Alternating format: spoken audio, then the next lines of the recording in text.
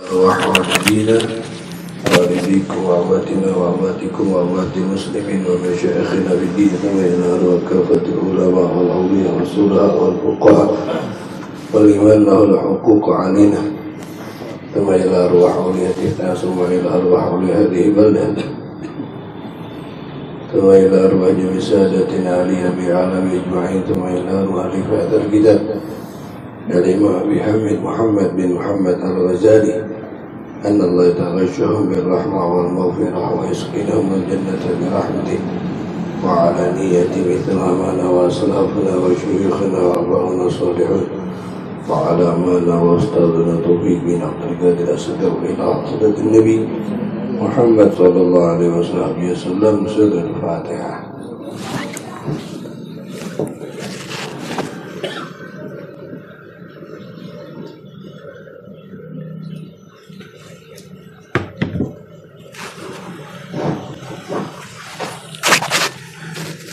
إحياء علوم الدين تحيا قلوبنا ويكشف عنا مولا وقلوبنا كتاب حوى علم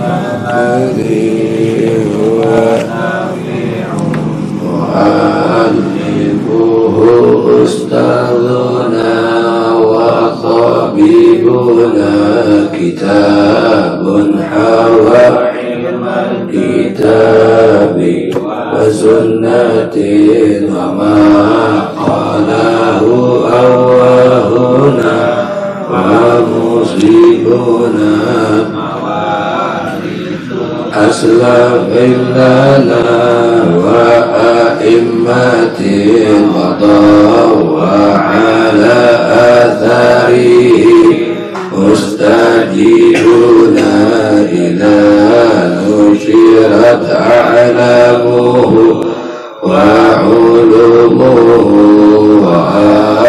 وأبصارها علمونا ومصيبنا تحقق أن العلم فيه بأسره ولم يسترب بمثل هذا قريبنا وقد أطلب الشيخ الإمام بوصفه أبو المكرمات العيدروس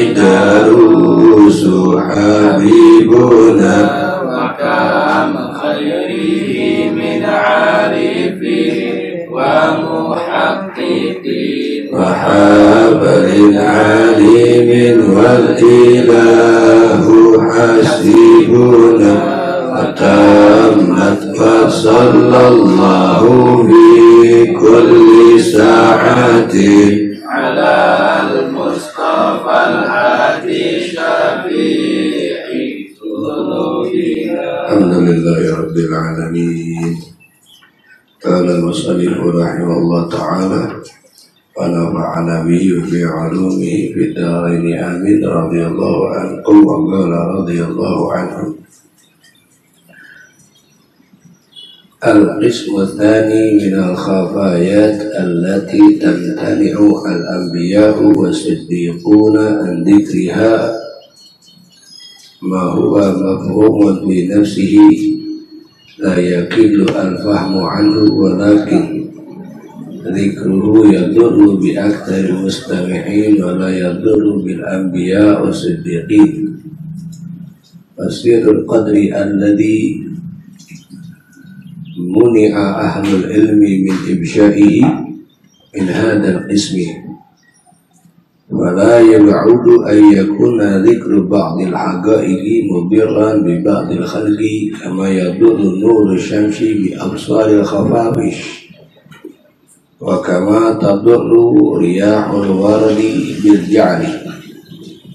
فكيف يبعد هذا وقولنا إن الكفر والزنا والمعاصي والشرور كله بقضاء الله تعالى وإرادته ومشيئته حق في نفسه وقد أضر sima'ahu biqawli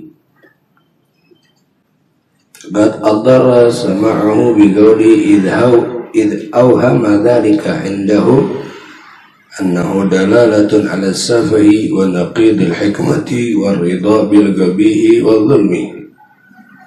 Qad al-hada ibn Rawandi wa ta'ifatun minal makhdubin bimithli dhalik. Wa kadzalika sirrul qadari alladhi law ubshiya la awhama inda aktsaril khalqi ajzan idh tagsuru afhamuhum an idraki ma yuzimu dhalika al-wahmu anhu. Walau qala qailun innal qiyamata la dhukira miqatuha wa annaha ba'da alfi sanatin aw aktsara aw aqalla lakana mafhuman, walakin lam yudhkar li maslahatil ibad wa khawfan min ad-darar wa la'alla al-muddata ilaiha ba'idatun fayatulu al-amadu wa idha istabta'at an-nufusu wa batal iqab qalla iktirathuha wa la'allaha kanat qaribatan bi ilmillahi ta'ala subhanahu. Kalau dzukirat la'adhumal khawfu wa a'radun nasu 'anil a'mali wa kharabatid dunya. Fa hadzal ma'na law ittajaha wa saha wa yakuna mithalan li hadzal qismi. Al-Qismu Tsani, bagian yang kedua daripada ilmu yang disamarkan oleh Allah Subhanahu wa ta'ala, yang tidak diperbolehkan bagi anbiya untuk menyebarkan ilmu tersebut. Minal khafayat, termasuk hal-hal yang disembunyikan atau yang disamarkan, allati tamtani'u, yang mana itu dicegah al-anbiya, para anbiya, wasiddiqun, dan juga para orang-orang siddiq, an-dzikriha, untuk menyebarkannya, ma huwa mafhumun fi nafsihi, yaitu ilmu yang dipahami, ilmu yang bisa dipahami, la yakilu al-fahmu anhu, yang tidak sulit memahami ilmu tersebut. Jadi kalau bagian yang pertama, ilmu yang disembunyikan adalah ilmu yang sulit dipahami. Tidak semua orang mampu memahaminya. Kalau bagian yang kedua ini, semua orang mampu memahami. Karena ilmu itu sendiri termasuk ilmu yang mudah untuk dipahami, tidak sulit dipahami. Terus kenapa disimpan? Kenapa disamarkan? Lakin akan tetapi zikruhu, menyebutkannya, yadurru, itu membahayakan bi aktsaril mustami'in, terhadap kebanyakan orang-orang yang mendengar, wala yadurru bil anbiya was-siddiqin, dan tidak membahayakan kepada para nabi dan orang-orang siddiq. Ini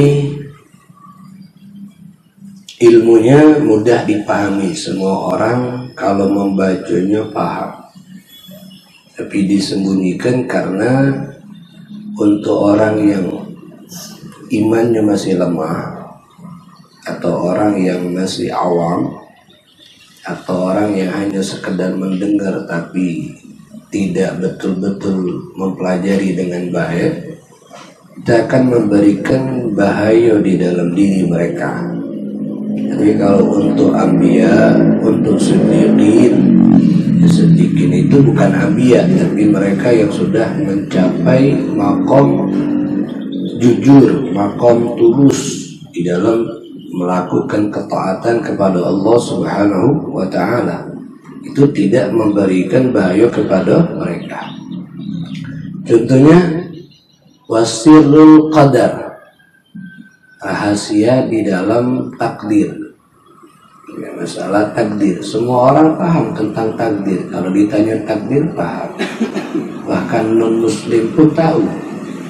Mereka bisa mengucapkan ini takdir Tuhan. Ya, ini takdir Tuhan.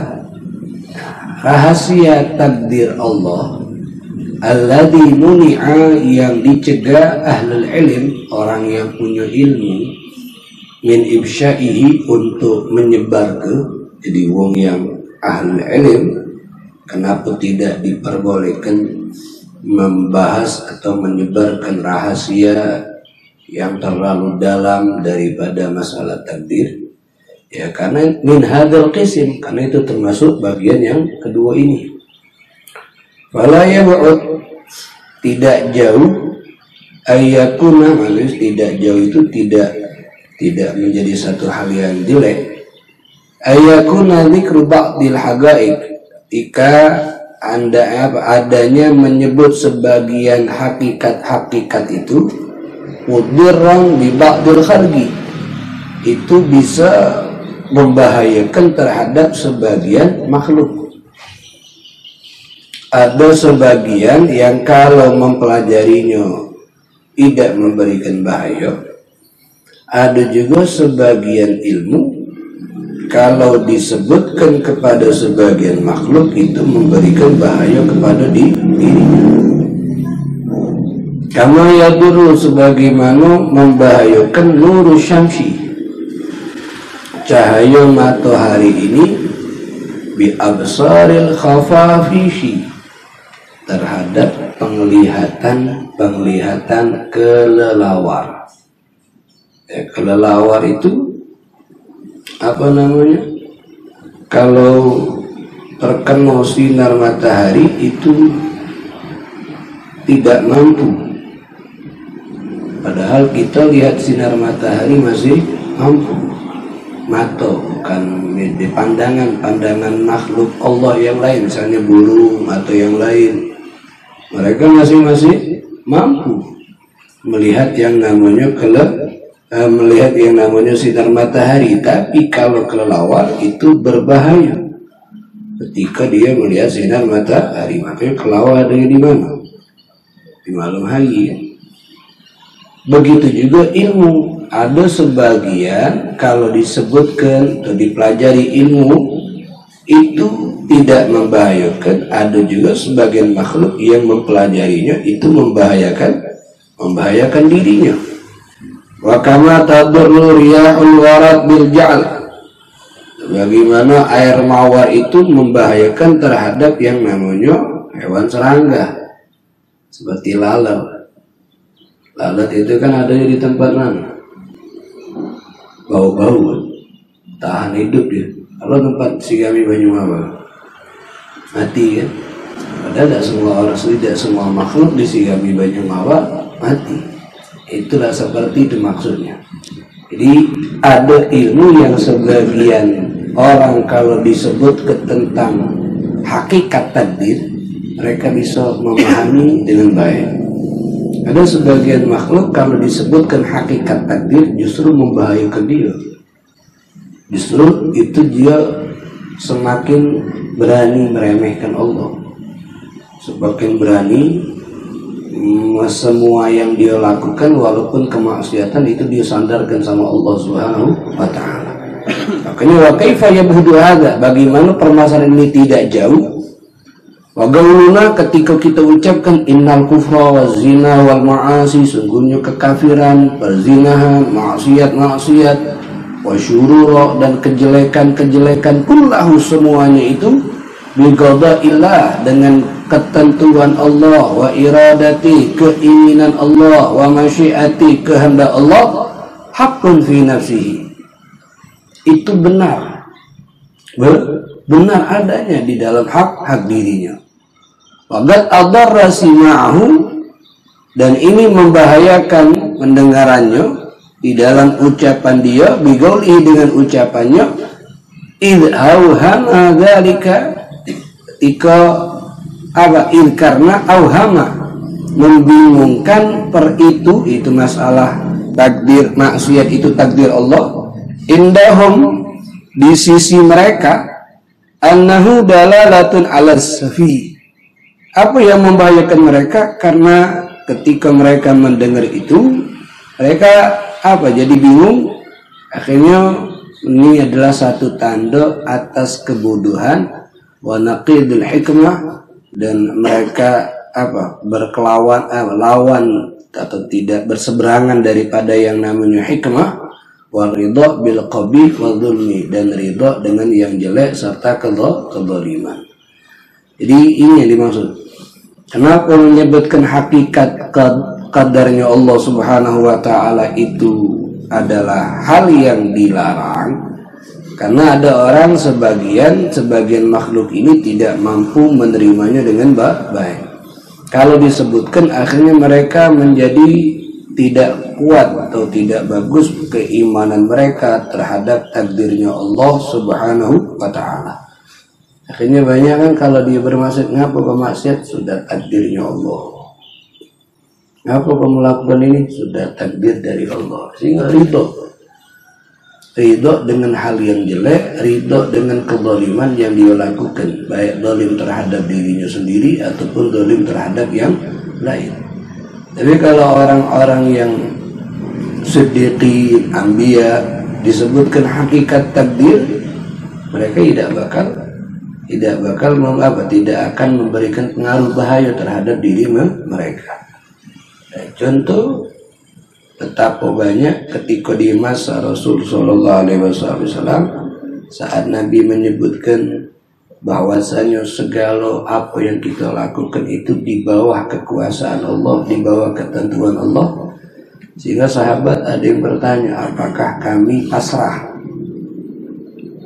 tidak perlu untuk beramal, tidak perlu untuk berusaha? Apa jawaban Nabi? I'malu, beramallah kalian, usahalah kalian. Fakullun muyassarun lima khuliqa lahu. Karena usaha kalian itu tergantung bagaimana ketentuan yang Allah tentukan kepada kalian di hari kiamat. Kalau Allah tentukan kalian di hari kiamat akan masuk ke dalam surga, maka kalian akan dimudahkan berusaha daripada usaha-usaha yang baik. Berarti kan di situ ada pertanyaan, kalau Nabi tidak menjelaskan, mereka akan pasrah, berarti sudah pasrah dengan ketentuan Allah. Kalau melakukan dosa, ya sudah, ini sudah takdirnya Allah, karena Allah yang menentukan. Karena Allah yang inginkan aku berbuat dosa. Kalau kita lihat betul, memang semuanya atas ketentuan Allah. Tapi kan bukan seperti itu. Kita menanggapi kalau berbuat dosa sandarkan ketentuan Allah. Nah, itu sebagaimana yang sudah dijelaskan oleh ulama-ulama kita. Kalau berbuat dosa bukan menyandarkan sama Allah, tapi menyandarkan sama diri dewe. Kalau berbuat taat baru kita sandarkan sama Allah Subhanahu wa ta'ala. Kenapa? Karena Allah berikan akal. Allah berikan akal untuk bisa membedakan mana yang hak dan juga mana yang batil. Jadi masalah takdir ini baik. Kalau kita bahas ilmu tauhid tentang takdirnya Allah, kalau dibahas secara mendalam, kalau orang yang sudah punya basic atau imannya kuat, bahas takdir terlalu dalam mungkin tidak membahayakan dia. Kalau sudah awam, belajar takdir terlalu dalam, bahaya. Jadi ini udah bahaya. Jadi ini termasuk contoh ilmu yang disamarkan oleh Allah Subhanahu wa ta'ala. Ini yang pertama kali melakukannya adalah Al-Imam Ibn Rawandi dan satu kelompok minal makhlulin dari orang-orang yang terhina, ya, karena mereka tidak mampu memahami hakikat takdir dengan betul. Wa kadzalik begitu juga sirrul qadari, hakikat takdir itu lau ufsya, kalau disebarkan, la auham, akan membingungkan inda aktsaril khalqi, menurut kebanyakan makhluk. Kenapa membingungkan? Ajzan, karena tidak mampu. Irtabsu, karena terbatas atau pendeknya afhamuhum, pemahaman mereka, an idrak, untuk mendapatkan ma yuzilu dzalikal waham, apa yang bisa menghilangkan kebingungan dari hakikat takdir. Ya, kalau kita bahas masalah takdir kita kadang-kadang bingung. Ada takdir. Nah, ini kan tidak semua orang mampu memahami apa yang bisa menghilangkan kebingungan dia dari masalah hakikat takdir tersebut, sehingga dilarang untuk disebarkan hakikat takdir itu. Sehingga ahli sunnah wal jamaah ini, Imam Haddad pernah mengatakan salafun as-salih terdahulu, mereka tuh kalau membahas tentang takdir tidak terlalu dalam, sehingga mereka tuh membahasnya secara global. Seperti Imam Haddad pernah ngomong, kalau kita ditakdirkan berbuat baik, maka lihat sebab, lihat akibat. Kalau kita ditakdirkan berbuat jelek, maka lihat akibat. Sudah seperti itu, Tidak dijelaskan secara mendetail kenapa ini hamba ditakdirkan baik, ini hamba ditakdir buruk, dan kenapa harus begitu, kenapa harus ditakdir jelek terus. Tidak. Kenapa? Karena akan membingungkan. Tidak semua orang bisa mudah memahami sehingga bisa menghilangkan kebingungan dari dirinya. Itu masalah takdir. Jadi intinya takdir itu ikuti pendapat Imam Haddad. Kalau ditakdirkan baik, tengok dulu sebab akibat. Inti duduk di majlis, tengok dulu sebabnya apa. Oh, Allah yang berikan anak taufik duduk di majlis, biar tidak ujub. Lihat akibat, oh, dengan anak duduk di majlis anak dapat ilmu. Akhirnya anak semakin tahu apa yang anak harus lakukan saat hidup di atas dunia ini. Bagaimana cara anak beribadah dengan baik. Akhirnya semangat. Ada manfaat yang didapatkan. Ketika ditakdirkan berbuat buruk, tengok akibat, jangan tengok sebab. Kalau tengok sebab, itulah yang membuat dia jadi tidak ada perubahan dalam hidupnya. Ngapain tidak sholat, ngapain tidak maksiat, takdir dari Allah. Akan-akan pasrah. Sedangkan Allah berikan dia akal untuk berubah, untuk berpikir. Maka lihat akibat. Akibat kalau dosa terus, maksiat terus, dosa banyak. Bisa-bisa mendapat murka Allah. Kalau mendapat murka Allah, maka anak akan disiksa di dalam neraka. Dia akan berubah. Nah, ini urusan baik dulu, ini bukan hanya urusan agama, akhirat, urusan dunia itu. Saat ditakdir ke sukses, ingat sebab akibat. Apa suksesnya? Sebabnya apa? Allah yang mudahkan anak. Dengan usaha ini anak bisa sukses. Beda sombong. Kalau dia sukses itu bukan karena kepintarannya, bukan karena apa, ada Allah. Akibatnya, kalau anak sukses ini kan akibatnya anak bisa nolong, sebanyak menjadi manfaat sama Allah. Semangat. Kalau ditakdirkan susah, tengok akibat, jangan tengok sebab. Apalah gawe anak susah di situ terus. Jangan tengok sebab. Emanglah ketentuan Allah juga ada yang beca. Tapi ngeluh. Kalau ngomong seperti itu dan ngeluh, udah apa-apa. Tapi kalau ngomong Allah galau, tapi masih minta, masih melakukan yang jelek, bohong itu. Itu seperti memojokkan Allah, bukan terima dengan ketentuan Allah yang akibat. Karena nama ini terus hati berubah. Akhirnya minta-minta, akhirnya tidak baca unjuk manfaat sama yang akibatnya. Nah, itu maksudnya. Jadi cukup seperti itu, tidak terlalu dalam mereka menjelaskan secara global, tapi sudah bisa dipahami oleh semua makhluknya Allah Subhanahu wa Ta'ala. Contoh lagi, Walau gail, kalau ada orang berkata innal qiyamah, sesungguhnya hari kiamat. Lau dzukira miqatuha, kalau disebutkan waktu kiamat, miqat waktu. Wa annaha ba'da alaf sanah, kiamat itu setelah 1000 tahun lagi. Au aktar, atau lebih dari 1000 tahun. Au aqal, atau kurang dari 1000 tahun. Lakana mafhuman, maka itu bisa dipahami. Walakin, akan tetapi, kenapa tidak disebutkan, lam yudhkar, tidak disebutkan di maslahatil ibad, karena untuk kemaslahatan hamba, kebaikan hamba. Wa khaufan minad dara, dan takut dari membahayakan hamba. Wala'allah, maka mudah-mudahan, maksudnya waktu mungkin al-mudda ilaiha, waktu untuk menuju kiamat ba'idah, jauh. Fayatulu al-amad, yang panjang waktu tersebut untuk sampai kepada kiamat. Wa idza istabta'at an-nufus, ketika jiwa-jiwa manusia ini diminta lambat, waqtal iqab, saat waktu hukuman, qalla iktitharuha, maka sedikit ketakutannya. Sedikit ketakutannya ketika waktu hukuman itu dilamukan, diundurkan, ya rasa takutnya itu belum kuat.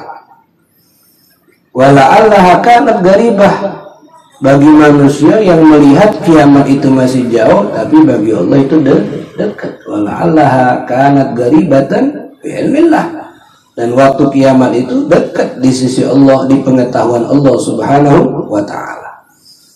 Lalu kirat, kalaupun kiamat ini disebutkan waktunya, la'azumal khawfu, akan besar rasa takut manusia ini, wa a'radun nas anil a'mal, akhirnya manusia banyak berpaling dari amal-amal, kharabat dunia, dan dunia ini jadi rusak.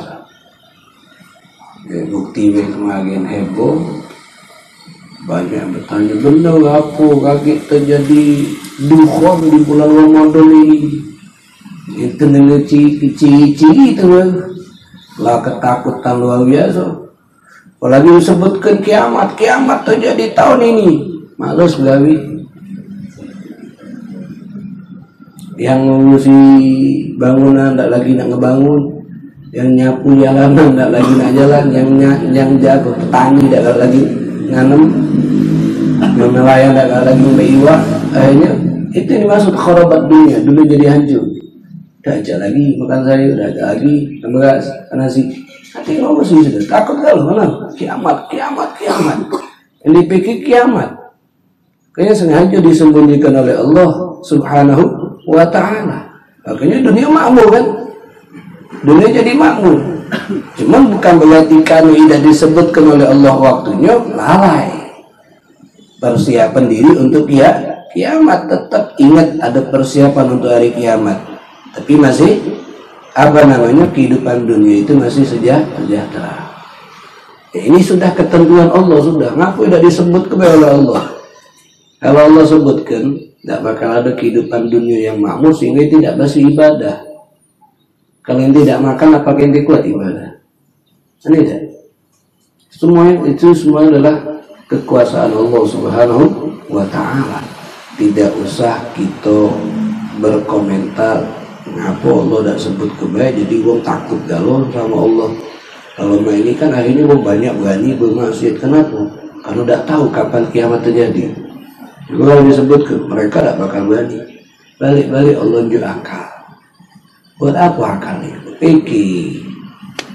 Akal itu adalah berpikir. Tidak semuanya diunjuk tahu baru sadar. Sebelum diunjuk tahu sudah sadarlah. Itulah wong yang baik. Jadi Masya Allah, ini termasuk wahadal makna, maka makna ini lau ittajah, kalau diarahkan sahha, benar, fayakunu mithalan lihadzal gisim, maka menjadi contoh terhadap bagian kedua ini. Ini termasuk ilmu. Jadi ilmu ke bagian kedua ini Kalau disebutkan sebagian orang bisa memahami, sebagian orang tidak bisa memahami. Bukan tidak bisa memahami, membahayakan. Kalau tidak bisa memahami itu bagian awal itu bagian awal. Al-Qismu Tsalits, Masya Allah, bagian yang ketiga ini sekarang. Ayakuna syai'u, adanya sesuatu bihaitu lau dzukira shorihan, kalau seandainya kalau disebutkan shorih, jelas itu terpapar jelas, la fahima, maka akan paham, walam yakun fihi darar, dan tidak ada bahaya di dalamnya. Jadi sesuatu kalau disebutkan secara jelas, ya semua orang bisa paham.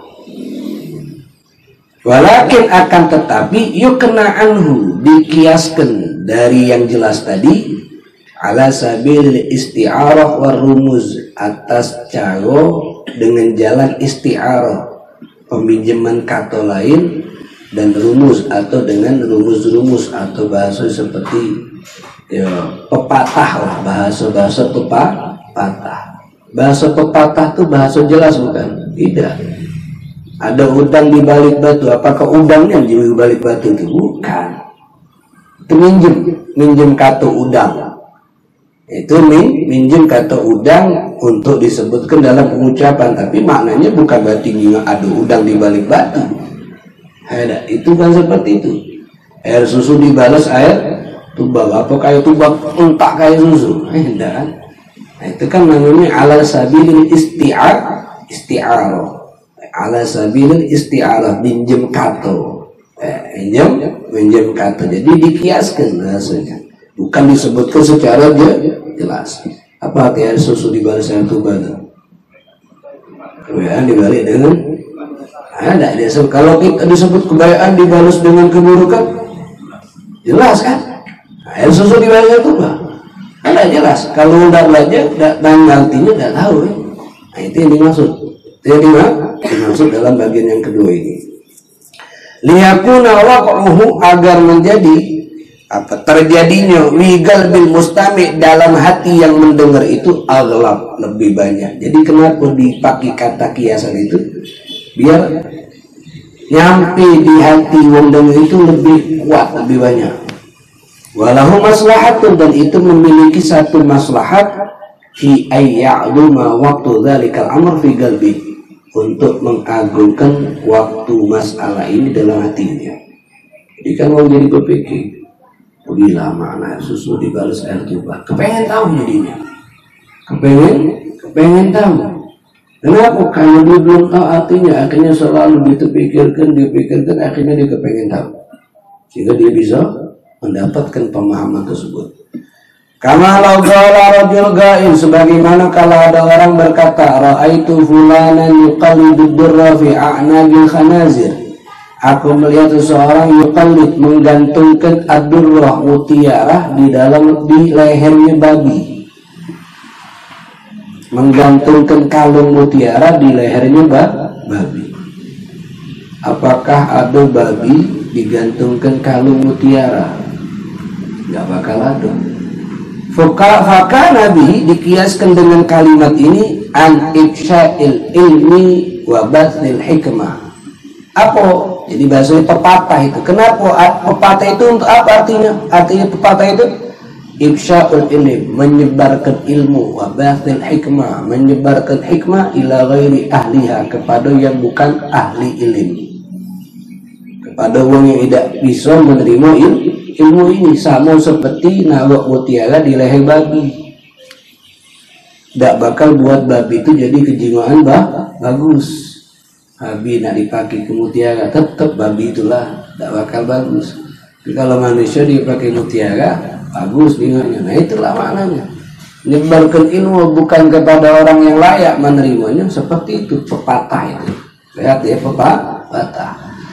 Wal mustami' qad yasbik, dan orang yang pertama kali dengarkan qad yasbik, telah dahulu ila fahmihi, kepada pemahamannya, zahir lafaz, makna zahirnya.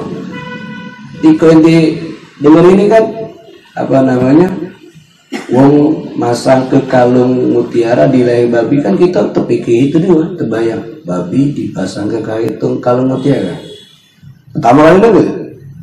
Wal muhaqqiq, dan orang yang benar-benar memahami, idza nazara, ketika dia melihat, wa alima, dan dia mengetahui, anna dzalikal insan, sesungguhnya itu manusia, lam yakun ma'hu durrun, karena manusia itu lam yakun ma'hu durrun wala kana fi mawdi'i khinzir. Manusia itu tahu bahwasanya babi tidak ganti mutiara, dan di tempat babi pun juga tidak ada yang namanya mutiara. Taftunu lidar kisri wal batin, jadi cerdas sehingga dia bisa bisa mendapatkan yang mana yang rahasia dan mana yang batin. Fayatafawatun nas fi dzalik, itu berbeda-beda orang di dalam memahaminya. Hakikatnya itu berbeda-beda kalau disebutkan secara jelas, makanya dipakai dengan bahasa kiasan atau pepatah agar bisa banyak memberikan maslahat dan jadi satu renungan buat mereka, bisa mereka memahami. Itu bukan hanya dalam ucapan-ucapan ulama, tapi juga ada dalam hadis, ada juga dalam Al-Qur'anul Karim. Banyak Allah menggunakan kalimat kiasan, banyak Nabi Muhammad SAW juga menggunakan kalimat kiasan. Amin hada, maka dari inilah qala syair, berkata syair, rajulan, ada dua orang, khayyat, yang satu tukang jahit, wa akhar haik, yang satunya tukang kering. Mutaqabilan, mereka ini saling mutaqabil, saling berhadapan. Ala samakil a'zal, atas samak al-azal, atas kain yang terpisah. Lazal, yang sajudaka khirqatan mudabbira, yang satu selalu menenun, yang tukang jahit tadi menenun kain mudbir, dari bagian belakang, sisi belakang kain. Wa yakhitu sahibahu thiyabal muqbil, dan yang satu lagi ya mengkerik, tukang jahit, bukan tukang jahit tapi haik tadi itu mengkerik sikatnya dari bagian depan. Jadi kan berhadapan, sikat bagian belakang, sikat bagian depan.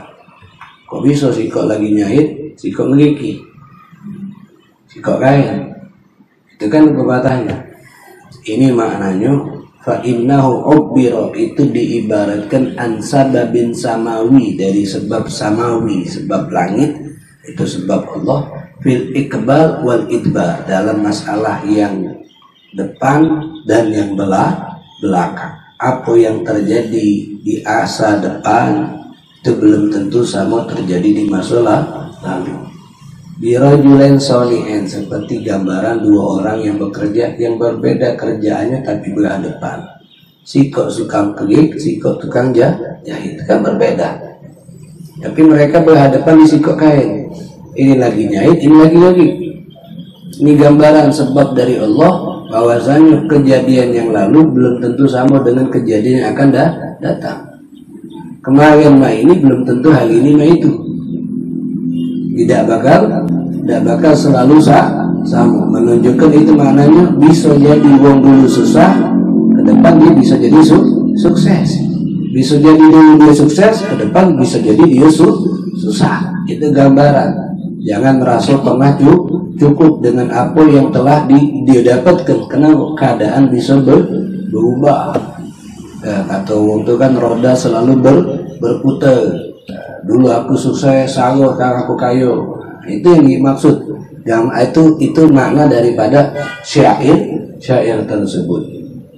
Banyak dalam Al-Quran contoh yang tidak disebut oleh Imam Ghazali, masalah Nabi Yusuf saat dituduh oleh Zulaikha kalau dia menggoda perempuan tersebut.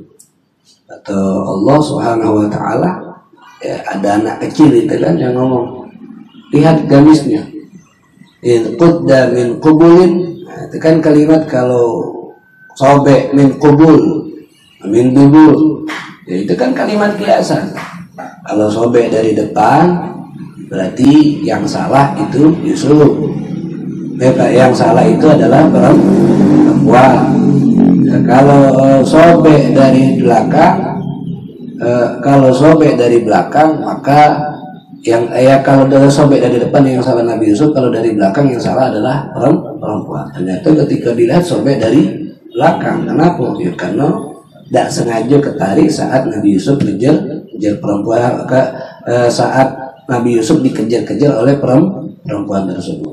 Itu kan kalimat kiasan. Nah, ini termasuk bagaimana kan wong ini tadi kan sobek dari depan, sobek dari belakang. Hanya dia kepengen tahu apa makna yang ada di dalam ayat tersebut. Wahada na' dan macamnya ini yarji itu kembali ila ta'bir, perlu dijelaskan anil makna dari maknanya bisurah dengan bentuk allati tatadamman ainul makna aw mithli yang terkandung dalam bentuk maknanya atau semisalnya. Jadi bukan diartikan seperti arti dohirnya, tapi diartikan dengan makna, tapi tidak lepas dari apa yang dituliskan. Tidak lepas dari apa yang dituliskan. Wama seperti contoh, innal masjid la yanzawi minal nukhamah. Masjid itu bersih dari yang namanya nukhamah, lender. Lender. Innal masjid la yanzawi minal nukhamah. Nabi mengartikannya gimana? Karena kalau arti secara bahasa itu layan inzawa itu artinya menyudutkan, menyudutkan. Layan zawi, makanya zawiyah itu artinya pojok, sudut. Nah, layan zawi ini menyudutkan, sesungguhnya masjid tersudutkan daripada yang namanya lender. Itu arti bahasa hadits ini. Tidak semua hadits itu bisa diartikan dengan arti bahasa. Kalau diartikan bahasa seperti tidak layak, ini perlu diartikan dengan arti yang umum. Kamatan zawi al-jildah al-nar, sebagaimana al-jildah kulit itu tersudutkan atas api. Ini kalimat kiasan ini. Kata Imam Ghazali, wa anta tara, kita melihat an-nasahatal masjid, halaman masjid itu la tanggabit bin nukhamah. Tidak ada yang namanya lender. Masjid tidak ada yang namanya lender, tidak terpenuhi, tidak diisi dengan yang namanya lender. Berarti kan sudut masjid misalnya, sudut masjid ada lender, padahal kita nyimak ada sudut masjid lender kati. Wa maknanya anna ruhal masjid, sesungguhnya roh masjid itu kaunuhu mu'azzaman, adanya roh itu ya, rohnya masjid, intinya masjid itu adalah mu'azzam, dimuliakan. Orang yang nukhamah fi, dan melemparkan lender dalam masjid itu tahgir, itu termasuk bentuk tahgir, penghinaan. Tahgir, meremehkan lahu terhadap masjid. Fayudadu makna masjidiyah, maka kebalikan daripada makna masjid. Madhadatun nar, sebagaimana kebalikan api bersambungi api litisoli ajzail jildah, ketika bersambungnya dengan bagian-bagian kulit. Jadi ucapan hadis ini Rasulullah SAW mengatakan bukan berarti di setiap sudut masjid itu ada yang namanya lender, karena kita tidak bakal dapati. Tapi itu makna tidak boleh ada di masjid yang namanya hal yang kotor, walaupun hal yang kotor itu bukan dari benda najis. Nukhamah hukumnya tidak najis, benda suci, tapi hal yang menjijikkan. Masjid perlu dihormati. Caranya jangan buang kotoran di masjid. Maknanya jangan buang sampah. Kalau ada makan di masjid, jangan sampai makanannya nyampak di masjid. Makan nasi di masjid, jangan sampai nasinya nyampak. Itu ini maksud. Bukan berarti harus bersih dari landai baik, tapi dari segala sesuatu yang tidak layak untuk kita lakukan ada di dalam masjid. Contoh lagi, Sallallahu alaihi wasallam mengatakan ama yakhsha, apakah tidak takut alladzi yarfa' ra'sahu qabla al-imam, orang yang mengangkat kepalanya sebelum imam. Ayyuhawwilallahu ra'sahu ra'sa himar, Allah ganti kepalanya jadi kepala keledai.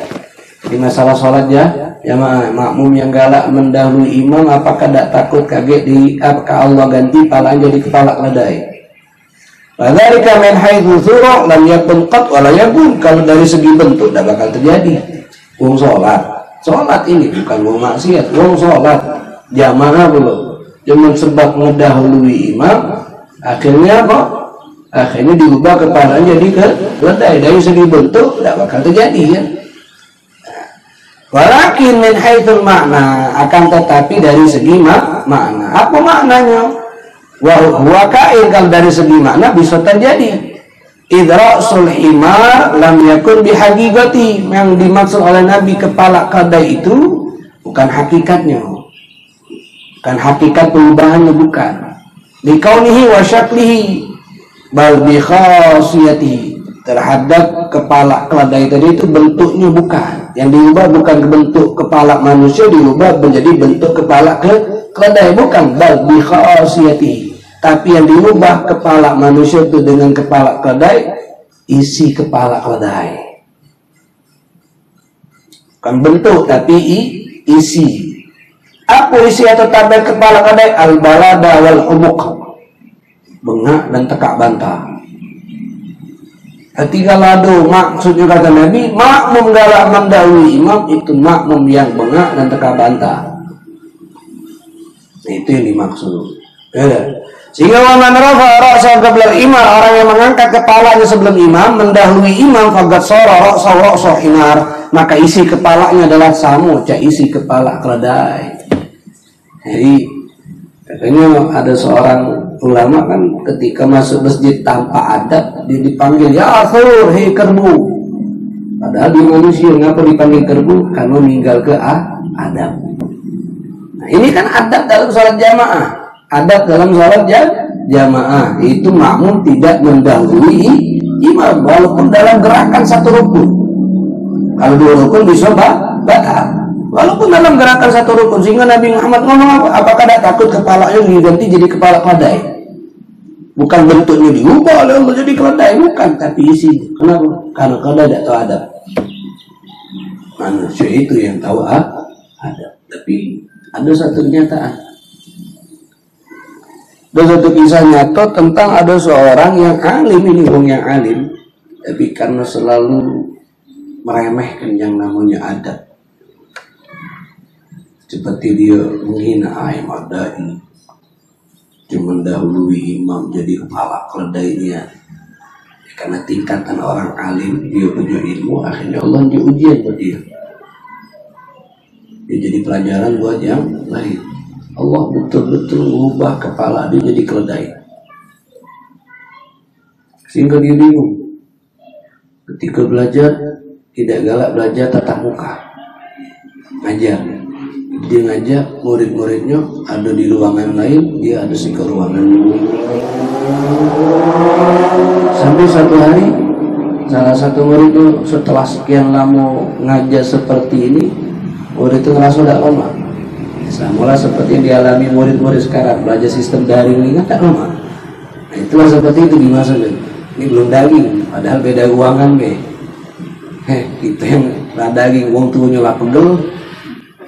Wong tuanya lah pegel kalau sistem daging. Insya Allah. Akhirnya sudah ditanya, kenapa wahai guru? Itu dalam kitab Fawaid Mukhtarul cerita kenapa? Kenapa wahai syekh? Yang tidak ada sesuatu yang aku belum siap cerita bersama kalian, karena aku malu. Kenapa? Jangan tolong jangan cerita bersama yang lain. Iya wahai syekh, aku tidak bisa mengajar kalian secara langsung karena kepala aku berubah jadi kepala keledai. Kok bisa? Karena aku meremehkan apa yang disampaikan oleh Nabi. Jadi istihza itu hati-hati. Makanya kata ulama, berbuat dosa, ninggal ke adab, tidak sampai dapat hukuman dari Allah. Tapi kalau sudah meninggalkannya, melakukan dosa istihza, menghina dan meremehkan, itu ada hukuman. Kadang-kadang hukumannya langsung di pucuk dunia kontan, kadang sampai ditunda di dunia, tapi di hari kiamat disengsarakan oleh Allah. Jangan istihza, baik padai sedikit.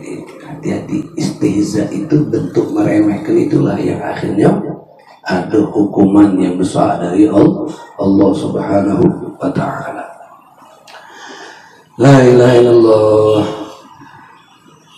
Wa fi ma'na al-balada wal humqa wa huwa al-maqsud, dan itulah tujuan daripada perubahan tersebut. Idza min ghaya al-humqa, karena puncaknya kebodohan, ayyajma' bainal iktida wa bainat taqaddum, itu ketika digabungkan antara mengikuti dan mendahului, fa innahuma mutanaqidun, sedangkan mendahului dan mengikuti itu berlawanan. Mendahului yaitu mendahului, mengikuti berarti kebelakangan, kan berlawanan. Nah, kalau orang ini humqa itu orang yang seperti ini di puncaknya, kalau dia nyamuk mengikuti sama mendahului sama, tidak ada bedanya. Maka disebut dengan apa? Kepala keledai. Bainama ya'rifu anna hadasir, dan kita tahu bahwasanya rahasia ini ala khilafid dhahir, atas perbedaannya apa? Khilafid dhahir imma bidalil aqli au syar'i, terkadang dengan dalil akal atau dalil syariat. Amal aqli, adapun dalil akil fa ayyakuna hamluhu ala dhahir. Jadi maknanya untuk mengetahui makna dari ucapan-ucapan tadi bisa diarahkan kepada dalil akal atau dalil syariat. Nah, ketika kita membawanya ala zahir, kepada dalil zahir, ghairu mungkin, tidak mungkin. Seperti dalam hadis, ada yang bisa dibawa ke dalil akal, ada yang bisa dibawa ke dalil akal. Ini contoh yang tidak bisa dibawa ke dalil akal. Artinya, maknanya seperti contoh, qalbul mu'min baina isbi'aini min asabi'ir rahman. Hatinya wong mukmin itu di antara dua jari daripada jari-jarinya Allah. Ya. Idla futishna, kenapa tidak mungkin? Karena kalau kita cari angkal bil mukminin, dari hati wong mukmin, lam najid fiha, kita tidak dapatkan dalam hati wong mukmin asabi, jari-jari. Dibukalah hati mukmin, tidak hati yang namanya jari-jari Allah. Sedangkan di situ ada Nabi ngomong hatinya wong mukmin di antara dua jari daripada jari-jari Allah, tidak bakal didapatkan jari kalau dicari. Fa'alima maka kita mengetahui anna kinayah, berarti itu kalimat kinayah, kalimat kiasan. Anil qudrah, dari mampu. Mampunya siapa? Mampunya Allah Subhanahu wa ta'ala, allati hiya sirrul asabi wa ruhiha al-khafi. Mampu itu dikiaskan kenapa dengan tangan? Karena jari-jari ini adalah rahasia atau ruhnya jari-jari itu ya punya kemampuan, ya mampu untuk segala hal, ya tangan dengan jari, itu kan segala macam. Wa kana bil asabi anil qudrah, dan kiaskan jari-jari daripada sifat mampu, li anna dzalika a'zama wa a'zamu waqan, karena itu paling besarnya terjadi fi tafahumi tamamil iktidar, untuk memahami sempurnanya kemampuan tadi. Wa min hadzal qabil, maka dari permasalahan ini fi kinayah min hadzal qabil fi kinayati anil iktidar, dan dari masalah ini dalam mengkiaskannya dari kemampuan. Qauluhu ta'ala, innama qauluna li syai'in idza aradnahu an naqula lahu kun fayakun. Kalau kami berkehendak, kami akan ucapkan jadilah, maka akan terjadi. Fa inna dhahirahu mumtani, dhahirnya tercegah. Kenapa? Karena ucapan kun, id qaulahu kun, karena ucapan kun itu in kana khatiban khitaban li syai', jikalau itu arahannya kepada yang sesuatu, qabla wujudi, sebelum ada sesuatu itu, fahuwa muhal, dan itu mustahil. Id al-ma'dum, kami yang tidak ada, la yafham al-khitab, tidak paham diajak bicara, hatta yang tathila, sehingga dicontohkan. Wa in kana ba'dal wujud, kalaupun sudah ada, fahuwa mustaghnin anit takwin, dan dia tidak perlu lagi untuk diadukan karena sudah ada.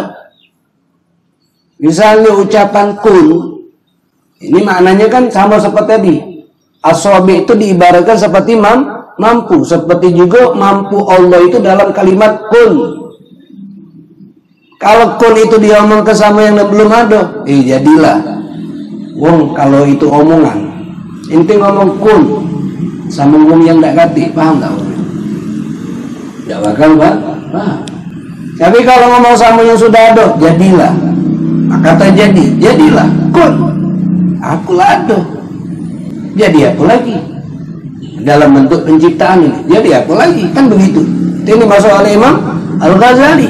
Ya, itu yang dimaksud. Walakin lamma kanat hadil, maka walamma kanat hadil kinaya auqa fi nusus, ketika kiasan ini terjadi dalam jiwa seseorang fi tafhimi ghayatul iqtida, di dalam memahami puncak kemampuan Allah, udila ilaiha, maka dipindahkan ke kalimat tersebut. Wa amal mudrik al-bisyari, adapun yang mendapatkan makna dengan syariat, fahuwa ayyakuna ijzra'uhu, adanya perlakuan makna tersebut ala dhahir mungkinan, atas dhahir itu mungkin, walakinnahu akan tetapi yurwa annahu uridu bihi ghairu dhahir, diriwayatkan dia yang diinginkan bukan yang dhahir.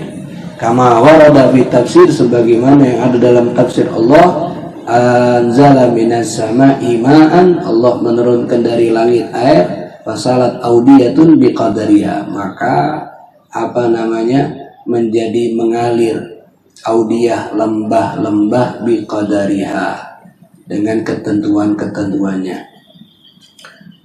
Al-ayah wa annal makna ma, adapun makna air hahuna di sini yang dimaksud adalah Al-Qur'an. Wa maknal audiyah, dan maknal audiyah di situ adalah al-qulub, hati. Wa anna ba'dha ihtamala syai'an katsiran, sebagian orang bisa membawa jumlah yang banyak, wa ba'dha qalilan, sebagian ada yang membawa yang sedikit, wa ba'dha lam yahtamil, dan sebagian ada yang sama sekali tidak membawa. Sama sekali tidak membawa. Jadi ada hal yang diartikan secara zahir, ada hal yang diartikan secara syar'i. Kalau zahir itu seperti kun, itu diartikan secara zahir. Zahirnya apa? Ya, kemampuan Allah Subhanahu wa ta'ala itu tidak bisa diartikan secara zahir. Jadi yang kita baca tadi termasuk yang tidak bisa diartikan secara zahir, maka diartikan secara syar'i.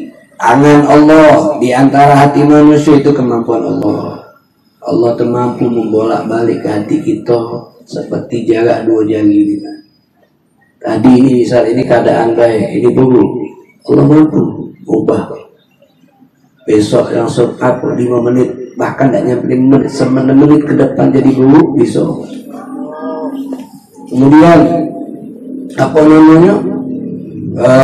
yang kedua, kun, jadilah, itu adalah mampu. Itu ucapan kepada Nabi Isa alaihissalam. Ya, makanya Nabi Isa disebut kalimatullah, kalimatnya Allah. Kalimat Allah apa? Kun fayakun. Kun fayakun. Itu mampu, Allah mampu membuat ibundanya hamil tanpa disentuh laki-laki. Kemudian termasuk ini, anzala minas sama'i ma'an, Allah turunkan dari langit air sehingga lembah-lembah itu bisa mengalirkan air dengan ketentuannya, dengan biqadariha, dengan takdirannya, ukuran-ukurannya. Itu dimaksud. Ya, kalau kita artikan secara zahir berarti hanya lembah baik yang mengalir air. Tidak. Itu makna syar'i. Allah meminjam kata air untuk makna syariat. Allah turunkan dari langit Al-Quran sehingga ngalirlah lembah-lembah itu hati. Makanya lembah ketika dituruni air, ada sebagian nampung jumlah banyu yang banyak, ada sebagian nampung jumlah banyu yang sedikit, bahkan ada lembah tidak nampung banyu sama sekali, numpang lewat deh. Begitulah hati manusia. Ada yang bisa nampung Al-Quran banyak, ada yang nampung Al-Quran sedikit, ada yang tidak galak nampung Al-Quran sama sekali. Itu Al-Quran, ada yang baca Quran banyak, ada yang baca Quran sedikit, ada yang tidak baca sama sekali. Ada yang baca Quran lancar, ada yang baca Quran terbata-bata, ada yang tidak baca sama sekali. Ada yang paham Al-Quran banyak, ada yang paham Al-Quran sedikit, ada yang tidak paham sama sekali. Jadi maknanya sama seperti banyu. Banyu ketika diturun ke sikap tempat, ada tempat yang pacak nampung banyak, ada tempat yang pacak nampung sedikit, ada tempat yang tidak pacak nampung banyu. Dituangkan banyu kuat terus, numpah betul-betul terus. Nah itu hati kita. Ketika disirami Al-Quran masuk banyak, berarti bersyukurlah hati bersih. Disirami Al-Quran tidak masuk, hati-hatilah. Hati-hati kita kok kotor sehingga Al-Quran tidak betah atau di hati kita. Nah, itu balik-balik kepada makna syar'i. Balik-baliknya kepada makna syar'i. Mithlul kufri wan nifaq. Karena ada kurang apa di kitab kamu namanya? Ini anak terhapus. Yang mana? Mana?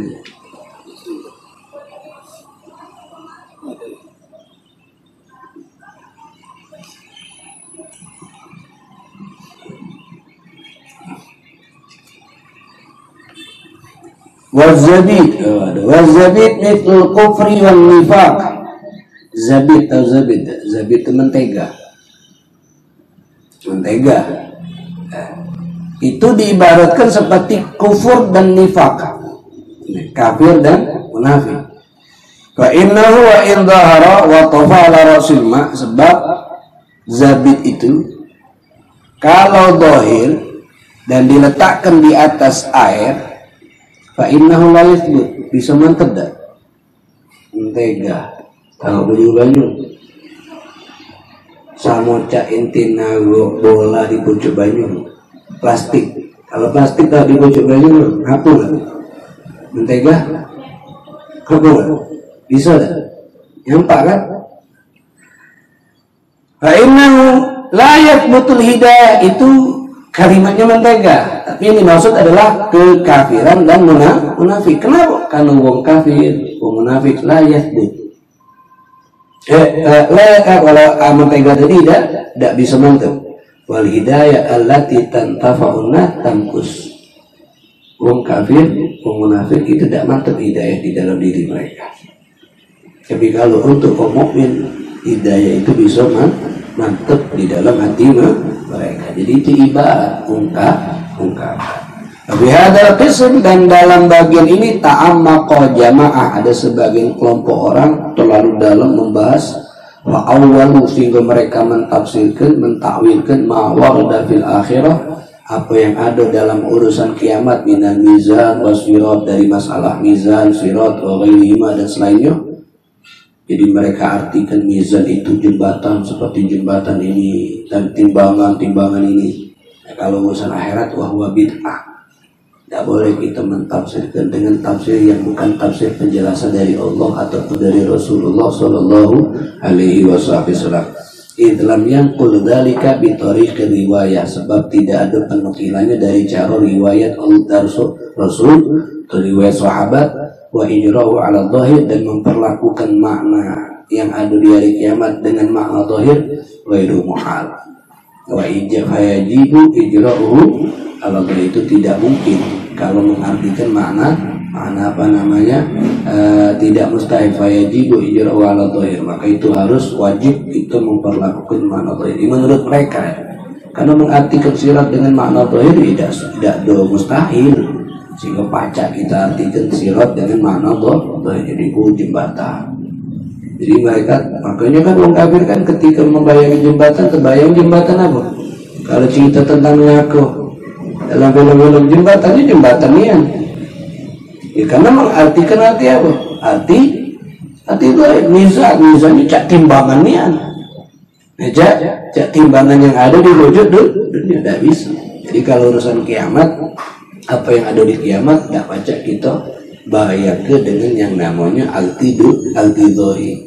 Itu kalau kita mentakwilkan, itu adalah hal yang bid'atun sayyi'ah. Jadi yang ketiga ini termasuk ilmu yang disembunyikan, adalah bukan disembunyikan tapi hakikatnya diubah dalam lafaz dengan lafaz kiasan. Tidak disembunyikan tapi maknanya diubah, tidak dijelaskan secara dengan kalimat yang jelas tapi diubah dengan kalimat kiasan. Dan itu banyak terjadi di dalam Al-Quran ataupun di dalam hadis Rasulullah Shallallahu Alaihi Wasallam. Bahkan di kita pun juga ada yang namanya kalimat-kalimat itu kan, seperti pepatah dan seterusnya. Ini bagian yang ketiga dan juga yang tadi bagian yang kedua yang kita baca pada pagi hari ini. Insya Allah bisa kita pahami dan insya Allah bisa menjadi hamba yang selalu dikuatkan iman kita oleh Allah Subhanahu Wa Taala. Amin amin ya rabbal alamin. Bismillahirrahmanirrahim. Alhamdulillahi rabbil alamin. Allahumma shalli wa sallim ala sayyidina Muhammad wa ali sayyidina Muhammad. La ilaha illallah al-mawjud fi kulli zaman. La ilaha illallah al-ma'bud fi kulli makan. La ilaha illallah al-madhkur bi kulli lisan. La ilaha illallah al-ma'ruf bil ihsan. La ilaha illallah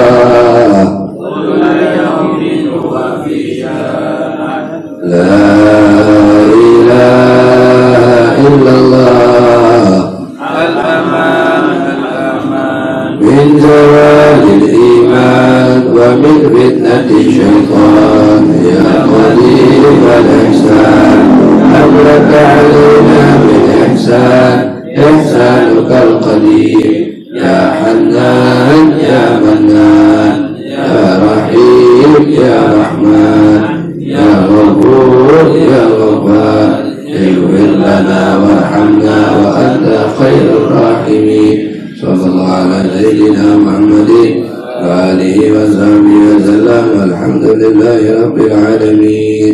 Rabbana anfa'na bima 'allamtana Rabbi 'allimna alladhi yanfa'una. Rabbi faqqihna wa faqqih ahlana wa qarabatin lana fi dinina ma'ana al-qudri wa dhaka. Rabbi wafiqna wa fiqhum lima tartadi qawlan wa fi'lan karama. Warzuqi kulla halalan daima wa akhilla atqiya'a ulama. Nahla bil khair wa nubba kulla syar. Rabbana aslih lana kulla syu'un wa akirra birrida minkal uyun. Waqdi anna rabbana kulla duyun qabla an ta'tiyana rasulan mahmud. Waghfir wastur anta akrama man satar. Wa salatullahi tarshal mustafa fi kitabin fi ilmi nasi shifa. Wa ala al-ali kirami syurafa wa ala sahbi masabi al-ghurab.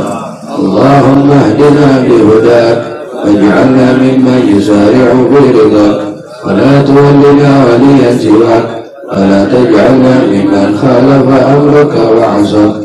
Hasbunallahu wa ni'mal wakeel wa la hawla wa la quwwata illa billahil 'aliyyil 'azim. Sirrul Fatihah. Ar-Rahmanir Rahim Maliki yaumiddin. Iyyaka na'budu wa iyyaka nasta'in. الذين أنعمت عليهم غير المغضوب عليهم ولا الضالين آمين. ربنا تقبل منا إنك أنت السميع العليم وتب علينا إنك أنت التواب الرحيم. دعواهم فيها سبحانك اللهم وتحيتهم فيها سلام وآخر دعواهم أن الحمد لله رب العالمين. تقبل الله منكم.